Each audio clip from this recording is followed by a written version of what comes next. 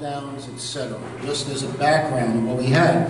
But what we haven't really talked about much today, and which has a lot of import in terms of understanding the situation in Fukushima, certainly is the Chernobyl meltdown of 1986 that exposed 400 million people in 20 countries to that particular debacle. We know that there have been various estimates of what are the consequences of that. Some folks, like at the Breakthrough Institute here in San Francisco, that are major proponents of nuclear power, act as if no one got hurt from nuclear power. I've been on debates with them, and it's quite remarkable how they minimize what these impacts, even to the first responders, many of whom perish. But the Union of Concerned Scientists has come up with some data which I think is credible based on the reports that they've reviewed. As you can see, a large amount of land was contaminated, many evacuated.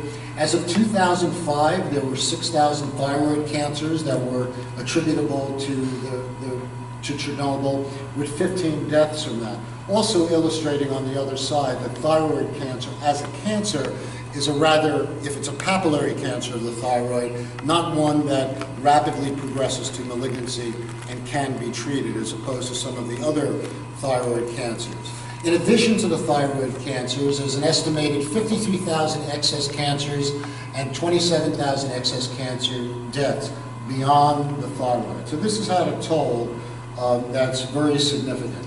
Others have used what I think is not as good data, particularly that out of the Belarusian and Ukrainian literature. Our German affiliate of the International Physicians for the Prevention of Nuclear War put out this journal 25 years after Chernobyl, and they utilized that data to say that it might be as many as 1 million people. I'm skeptical of those numbers because I'm skeptical of some of that data. But you know, the truth of the matter is none of us really know. And the fact is that it might be closer to this or somewhere in between the Union of Concerned Scientists and what our colleagues have put out, because there have been a number of studies by wildlife biologists like Tim Mousseau and Andrews Moeller, the Bulletin of Atomic Scientists and elsewhere, who are very skilled at picking up genetic defects in wildlife. And they studied, and this article is an excellent one about it, you can't pick up all these birds on the side, but they're astute enough to say they have phenotypic changes, something a little wrong with their beak, their heads, whatever is going on with these birds that indicate that there's been genetic damage that's been reflected in how they look. And earlier this year, there's yet another report, a strong effect of ionizing radiation from Chernobyl on mutation rates, where they've extended that information, not only in terms of seeing the defects, but being able to do the genetic studies that sort of back up the fact that there's an increased chance of mutations, which obviously have connection with potential human health impacts. But we're here to talk mostly about Fukushima and those impacts. We know now that the first reports that radioactive releases in Japan could last for months is very much an undercall.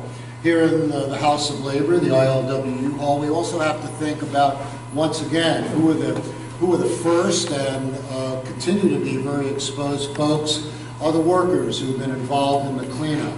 They're like work gangs. They have no real rights. They're like the 7th level of contracting out, no protection, no dosimetry, very vulnerable to what these impacts are going to be. You can't read this, but a UN panel 2 years later doubted TEPCO's assessment of what their exposures were.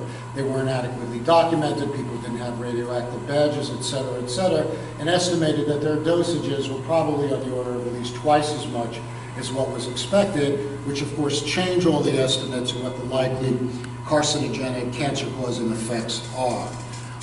This continues to this day. This was the New York Times in 2014, still hiring the most desperate people within Japan, getting them on buses to do this dirty cleanup work. Again, without adequate protection, no real care for their lives and the lives of their families. And in the early days after Fukushima, and certainly persisted until now, although there was an attempt to say, well, if you're 20 kilometers outside of the meltdown, you'll be okay. In fact, the radioactive release went all over in very sporadic ways, and you really couldn't tell that you were in a safe area because of the widespread spread of the radioactivity, which really throws off all of the assurances that the Japanese government has been putting out that it's unlikely you were affected by Fukushima. This not only indicated hotspots around the country, but also in terms of impacts on the food supply as well. Although by this time, this picture was taken early 2012, the Japanese government had begun to get its act together a little more in terms of testing the food and things like that. But that's a year gone by where people really are being exposed unnecessarily. And many children, for example, because of those assurances that if they're in X area away from Fukushima, they're unlikely to be involved, many children didn't get the potassium iodide that would have protected them from radioactive iodine, which is a known stimulus of thyroid cancer, which is why when we're interpreting the thyroid data, we have to keep that in mind in terms of assessing how many were at risk. And, you know, as this article states, as of 2012, and I would submit now, a very confused nuclear cleanup. So we were interested in checking this out ourselves. I was very fortunate to once again visit Hiroshima in August of 2012 with the International Physicians for the Prevention of Nuclear War. Once again had their World Congress, the first one since 1989. And this Congress, as I reported in our PSR newsletter, was dealing with the whole range of issues, the interactions between nuclear weapons and nuclear power, which was a breakthrough for our organization because honestly, our Japanese affiliate was divided. Some in our Japanese affiliate thought there were significant links between nuclear power and nuclear weapons, where others, the more conservative ranks within the organization, didn't want to talk about nuclear power at all. Just wanted to deal with the hibakusha, as important and weighty as those issues are, did not want to cross the government in terms of bringing up these other issues. And so we had a number of interesting sessions at the World Congress. Angie Neidecker is a radiologist from our Swiss affiliate, presented with others the doctor's arguments against the civil use of nuclear power, touching on what we all well know are the problems with waste, safety, proliferation, all the things that I went into. It was remarkable that our Japanese colleagues would present this sort of thing. You just plant enough sunflowers around and they'll absorb the radiation, end of story, we're able to mitigate these problems. I mean, it was absurd and insane, but that is what it was. Contaminated areas limited, highly contaminated, after deep plowing, decontamination by sunflowers is effective, et cetera, et cetera. I don't think I need to point out all the absurdities and the real undercall of what these dangers are. So we, and I want to once again thank the folks involved with Peace Boat who organized our post-Congress tour of the area just outside of the exclusion zone that's circled in red in Fukushima Prefecture. And when we traveled around, we saw what had been, you know, talked about in the press. A lot of topsoil that had been contaminated was sort of dumped in different areas, covered with tarps. We had heard the reports that, you know, some of this stuff was dumped in playgrounds where kids play. People were on their own bringing it to forests and dumping it there. So there's really not good control that's evinced here in terms of the segregation of the radioactive waste. We saw in the town of Kamuichi various produce that had been screened by devices like this. So there was an attempt to be able to actually check what the radiation content of food was and to be able to say, you know, this is safer than that. Again, there's no safe level of radiation. There were fixed Geiger counters in this town, which there had been enormous, and continues to be enormous pressure to resettle, which indicated this was not an unsafe level, even though when we're going on our bus and people brought their own Geiger counters, and you go over a hill and the levels double over the hill. Not in the lethal zone, but nonetheless disturbing. And no more than 10 feet away from this assurance of this fixed Geiger counter, you could maybe see the tape as the forest where no one is supposed to go. 10 feet away, because that's an area that's contaminated above the levels, indicating the real difficulty of getting a handle on this stuff.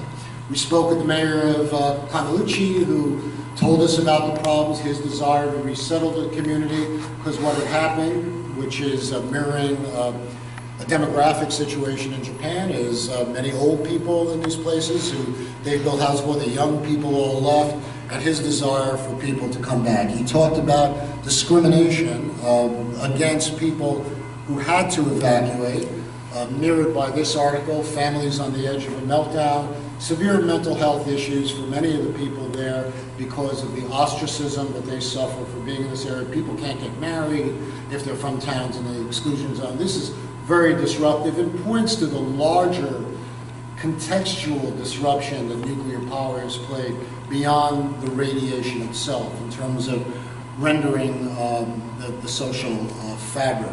There was another, you can't read at this magnification, but one of the issues, and we've talked about it a little bit today, is how many Japanese, and particularly children, were exposed to radioactive iodine at significant doses, and what is the relationship of thyroid cancer to the accident.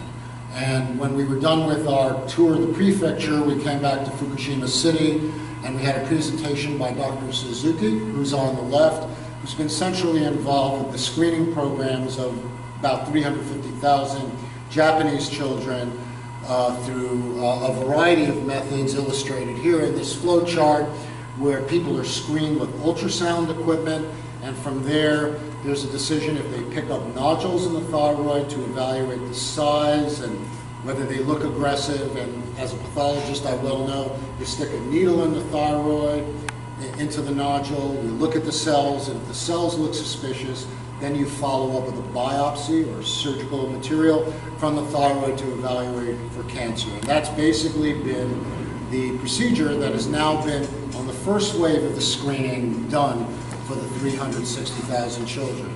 And what we have, the final results of the first phase of screening is that close to 300,000 children were screened as of last December. The total number of confirmed or suspected cancers were 110, and many of these are the papillary cancers, the type that are usually, except when associated with radiation, not that aggressive, not that dangerous. But this is far over the level of what we have found has been the incidence of papillary cancers in the US or Japan, but then raises the question, well, what does this mean? Because most people, where you get the statistics of what the normal incidence is, are people who say, you know, I got a mass doctor, look at it, you know, and evaluate it, as opposed to a screening that isn't based on actually people having masses that you could see. They could be like pinpoint in size you picked up on a scan, and it's unclear how important these lesions are. Now, I'm saying things are a little controversial here. We could talk about it. And this is really the debate that's occurred. Whether this is due to the Fukushima incident, or is this what's been due to the fact that you've instituted screening? Now, this is not something that's just a situation post-Fukushima. Gilbert Welch, who's a renowned epidemiologist in the United States, was looking at recent reports in Korea before Fukushima, starting before Fukushima, and in many other countries where mass screening programs have been instituted, not to detect something out of an accident like Fukushima, but just to give a lot of money to radiologists to do screening and then get the workups, etc. And what they found in Korea, for example, had a remarkable increase in thyroid cancers and lung, or I shouldn't even say cancers, thyroid lesions, because they have to be diagnosed as cancer when you do this mass screening. And it's the fact that you could be finding things that have no biological significance in terms of killing people over the long term, but what they lead in our country and in South Korea, which is heavily monetized for these procedures, is the fact that you get a lot of unnecessary operations at great cost to the public, goes to the doctors and radiologists, that may not be of consequence. And this is not something, well, okay, I'm happy I got this taken out. If you do a thyroid operation to take out a lesion that doesn't really need to get operated on, 2 to 3% of people, and even more children, because their necks are smaller and more difficult, may have damage to their recurrent laryngeal nerve that can lead to vocal cord paralysis. So you don't entertain this type of surgery easily or lightly because you find something. You really have to know, is this something that we need to take out that has something that's going to really kill the patient, or are you going to do more harm by doing the surgery? And this is an ethical issue that is honestly still being discussed in Japan. And these are the types of lesions that you see.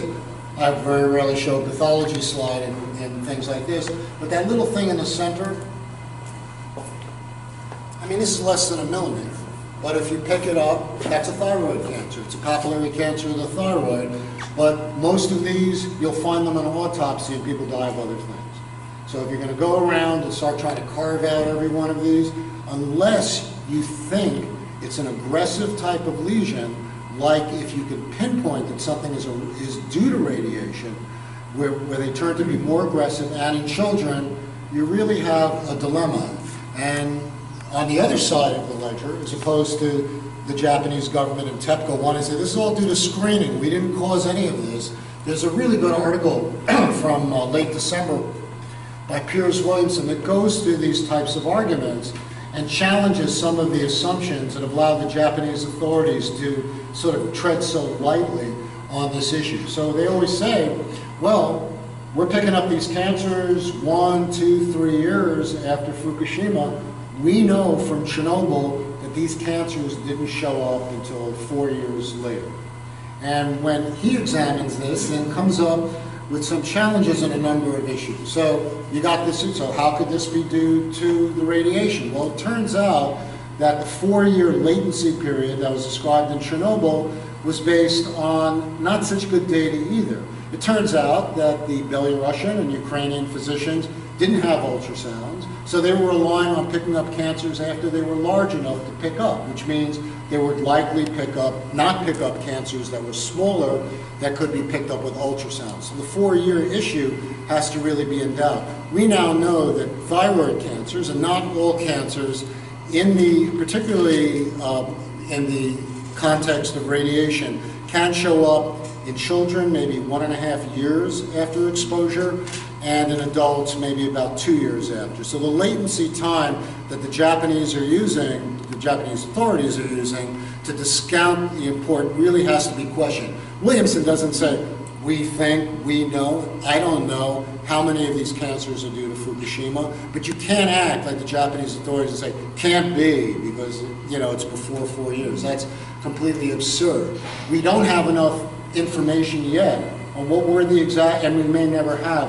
what were the exact exposures that people have, because a lot of the monitoring equipment initially, when Fukushima happened, wasn't working. So we don't know if we have to be more concerned because we don't have the doses to match up with the cancers to be able to say, this is likely due to radiation, and therefore we ought to really be worried about this because we know cancers from radiation behave more aggressively. Dr. Suzuki and his colleagues won't give us the information. If you look at what's been published, they just show someone had a nodule, somebody got a diagnosis, but they don't say, did they have lymph node involvement, did it extend beyond the thyroid to other tissues, which would illustrate that these are significant lesions. They're saying we can't give this out because we'd violate the privacy of the patients, but the fact of the matter is, unless we have that information, we really don't have a way to really analyze this stuff with certainty. And the other thing is, everybody's focused on cancer, but I would submit that people with nodules who prove not to have cancer may be a harbinger of various types of thyroid disease, such as autoimmune diseases and others. And these diseases, while not cancer, could have significant import. The thyroid gland is particularly important for the neurodevelopment of children. So if you have thyroid diseases where your gland isn't functioning well, although not cancerous, this can have profound effects on children's learning and their subsequent development, performance in schools, etc. So there's a real problem with the way this has all been sort of, looked at in Japan, and certainly we can't say that because it's, not 4 years out that we don't have to be worried about this stuff. So we had a press conference in the Japanese Diet, the Japanese Parliament, a day after coming back, reporting on all this stuff. And our major findings, again in microscopic print for you, is that people should have full access to the information along the lines of what I've just been pointed out in terms of being able to evaluate this. There should be an early establishment of a comprehensive register of people so you can track this. We had great concern, and we expressed that at the press conference in the Parliament, for the over 20,000 workers at the time who worked here, and the fact that they were continually get exposed at very significant doses beyond the general population. And we also criticized very directly the regrettable disinformation that the Japanese government was giving about this to downplay what the likely impacts would be. And we ourselves at PSR followed up, this is now about a year and a half ago, specifically following up on different issues. So the initial estimates of radiation from Fukushima were somewhere in the order of 1/5 of those emanated from Chernobyl. A large amount of radioactive cesium, which bioaccumulates in food and forests and fungi, has been found sort of equivalent to that released during Chernobyl. Strontium-90, which structurally is similar to calcium and collects in bones, can cause bone cancers, show that it was more than 30 times the legal limit. Large amounts of tritium were also found in seawater near Fukushima. And in terms of the radioactive material that's going into the water supply, this continues, as was mentioned by speakers earlier, to be a chronic problem with no real, solution in sight. There have been some harebrained issues, like we're going to freeze the banks around Fukushima and stem this. I don't know how they're going to keep this stuff frozen. Maybe build another nuclear power plant to keep that going. I mean, a lot of absurd solutions. And the ocean contamination has been associated with some fish in the Japanese area that have had significant levels. For those that have been found near the Pacific coast, there was 1 or 2 tuna that had elevated levels of cesium. That's isotopic marker, definitely connected with Fukushima, but it was still 2% of the limits. Again, no safe level of radiation, but I do think we have to be clear that at this point, we're not really seeing things that are of significant concern, if you could take that type of verbiage from me. We do know that in the case of TEPCO and trying to find out what's in the fish and what exactly they're exposed to, that they hid the radiation levels that these fish were going in. So again, we have a lot of difficulties in being able to stitch together this data, and certainly not to have any confidence in how this is being checked in Japan, and it's up to you what you decide to eat here. We do know that in the absence of the government surveillance that we do need, that was shut down, and the NRC and FDA have not been looking in a real rigorous way at seafood, that we don't really know from the government agencies. And as a result of this, there have been a number of volunteer efforts along the Pacific coast to evaluate what the radiation levels are in sea kelp and other sea life, organized through the Woods Hole Observatory and California State University at Long Beach. They've done a number of surveys, and at least at this point, we're saying that our waters are safe from radioactivity, but testing continues because we do know that that plume is moving here. But I would say at this point, there's no reason to say you can't eat a fish meal for its protective effects for cardiovascular health. And we all have to make our own decisions on what risks we take. It's unfortunate because of the accident that we're put in that situation. What's the date on that?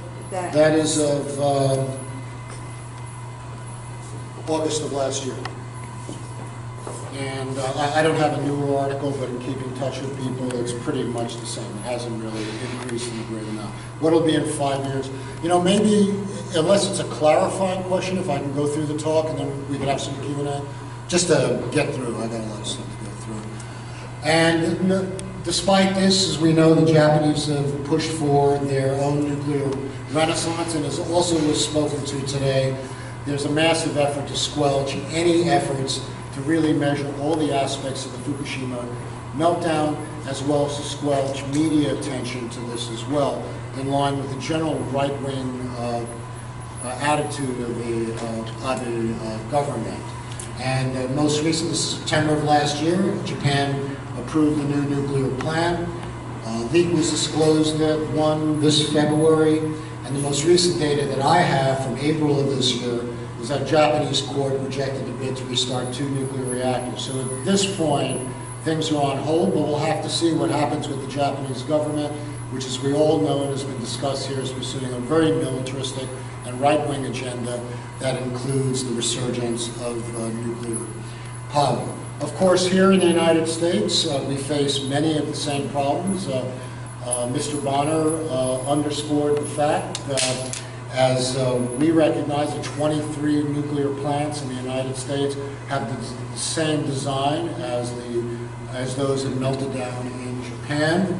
And we were out about a week after the accident talking about that and calling for a moratorium on new nuclear reactors and shutting down those that shared the design basis of the Fukushima ones. The NRC, which has been, as I'm sure most of you know, completely irresponsible in, as a fox guarding a hen house in terms of dealing with the nuclear power industry, did come up with some recommendations in the wake of Fukushima for our own plants that included upgrading design-based seismic and flooding protection, strengthening existing reactors' ability to deal with loss of power and earthquakes, you know, beyond the 8-hour power packs that they had that were supposed to be good for flooding in the Missouri River that shut down the Calhoun reactor and things like that.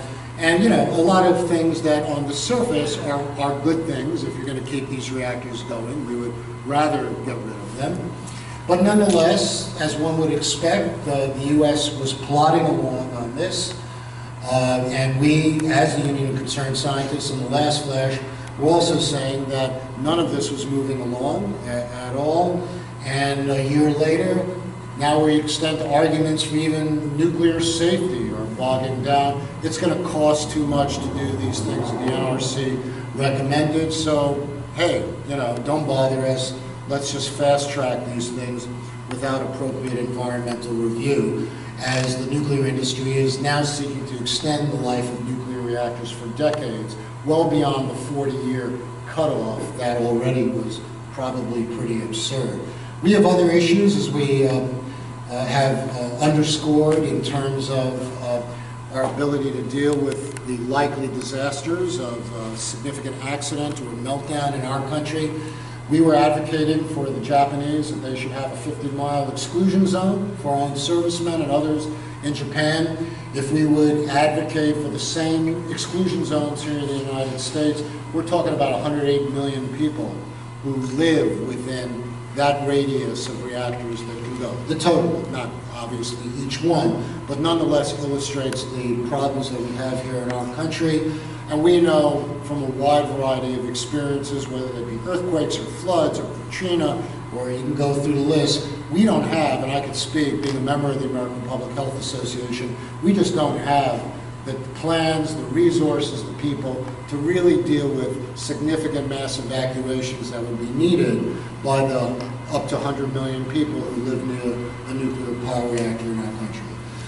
Diablo Canyon, clearly, like San Onofre in California, one of those at risk in terms of its design basis, being aside fault zones, and more we find out about fault zones that we didn't know about before from those type of studies that even may continue, obviously underscore the need to shut down these types of reactors.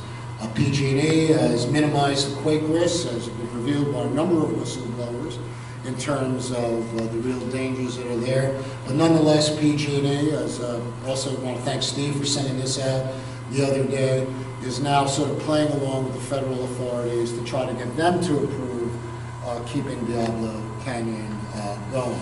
So in closing, pretty much stand in our position, as was illustrated in this memo we sent out, I guess, 2 years before Fukushima, illustrating the number of reasons why we're opposed to nuclear power. It's dirty in terms of the waste. It's dangerous because of all the things I've been presenting. We have serious safety concerns, and what are not on this page of our document, the proliferation hazards as well. There are other ways that we believe that we can deal with climate change. The Germans, as was also mentioned, have been very successful at pushing the alternative energy to take the nuclear reactors off the grid. This church in front of the nuclear power reactors in Grafenz-Lüftfeld in Germany are all equipped with solar power there. And this is the way we think we need to go. The last thing that I'll say in terms of tying the power and weapons issues together is, as other people have said, to really urge you to come out to Livermore on Hiroshima Day. Daniel Ellsberg will be speaking there, among other folks. It's real important to come out. This is the 70th anniversary of Hiroshima, and I hope, as I've amply documented, the dirty connections between nuclear power and nuclear weapons are one that we will continue to stress, and we really have to stop it here as part of our role in promoting nuclear power around the world. So thank you, and I'd be glad to take any questions that I've been snuffing out over the course of my talk.